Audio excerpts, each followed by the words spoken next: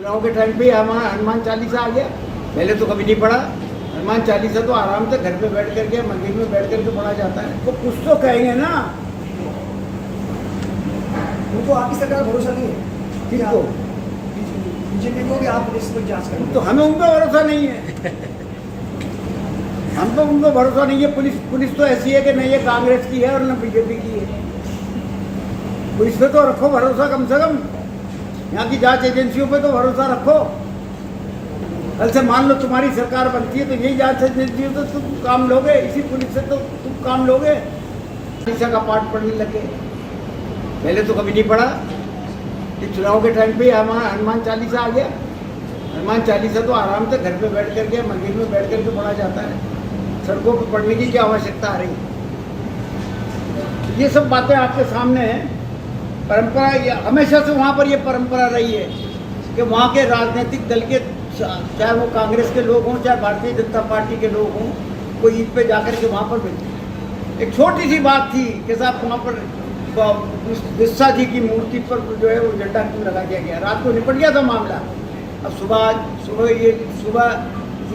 जो है इस प्रकार से वारदात पैदा करना, इस प्रकार से एक माहौल बनाना और सांप्रदायिक, वो तो अच्छा है कि सरकार ने इतना कंट्रोल किया कि किसी भी आदमी को कोई चोट नहीं आई वहाँ। टोटल कंट्रोल, मतलब कानून व्यवस्था को जमाने के लिए सरकार की तरफ से जो प्रयत्न हुए निश्चित तौर पर जो है वो प्रशंसनीय थे।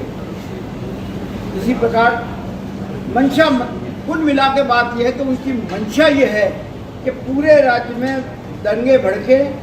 आप ये देखिए कि रामनवमी के 9 राज्यों में दंगे भड़के पूरे देश में रामनवमी को, लेकिन राजस्थान में दंगे नहीं भड़के क्योंकि चुनाव दूर था। अब चुनाव दूर जो नजदीक आता जा रहा है, करौली, जोधपुर, भीलवाड़ा, अलवर, रामगढ़, ये सब चीजें आती जा रही हैं। ये क्यों आ रही है? जहाँ पर 9 राज्यों में जहाँ दंगे भड़के, वहाँ पर दंगे, जहाँ चुनाव खत्म होते ही वो दंगे खत्म हो गए। भीलवाड़ा में दो व्यक्तियों के झगड़े को भारतीय जनता पार्टी ने सांप्रदायिक तनाव बना करके पेश करने की कोशिश की। पुलिस की सख्ती थी तो मामला आगे नहीं बढ़ पाया। हाँ, हो सकता है भाई। तो बाकी लोग तो भगवान ने सब चमड़े के बनाए हैं, उनको न जाने किस स्टील का बनाया है, पता नहीं। वो जानते उन्होंने कहा मैं किस मेटल का बना वो चाहिए कहा है। हाँ। अभी मेटल का भी कोई आदमी बनता है तो रॉबर्ट तो बनता देखा है, लेकिन प्रधानमंत्री बनता नहीं देखा। सर आपका चिंतन से तो सारे राजस्थान के प्रदेश नागरिकों को जो है जिस प्रकार से सूचनाओं की जानकारी देने के लिए जो किया जाता है, एक परिवार का एक ही कार्ड बना करके, तो उससे भी जो है काफ़ी कुछ बड़ी प्रोग्रेस हुई है। युवा संबल योजना के तहत भी करीब 17,222 बेरोजगारों को जो है इंटर्नशिप के लिए लगाया गया है, जिनको 4,000 रुपये मिल रहा है। महिला है तो 4,500 रुपये मिल रहे हैं। लेकिन जो टेक्निकल लोग हैं और जो प्रोफेशनल लोग हैं, उनको तो उसमें इंटर्नशिप में भेजा जा रहा है।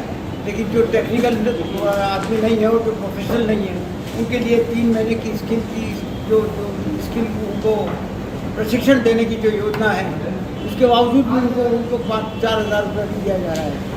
ये सब SC ST OBC general OBC और अल्पसंख्यक के छात्रों के लिए स्कूटी का जो है प्रोविज़न है, वो 2019-2020 का तो पूरा किया जा चुका है, लेकिन 2020 और 21 के लिए टेंडर हो गए हैं और आइडेंटिफिकेशन भी हो गया कि किन किन को मिलेगा। 10वीं पास और 10वीं में अच्छे अंक लाने वाली और 12वीं में अच्छे लाने वाली छात्राओं को जो है इस प्रकार से ये दिए जाने की जो घोषणा मुख्यमंत्री जी ने की थी, उसमें भी काफ़ी अच्छी प्रोग्रेस है।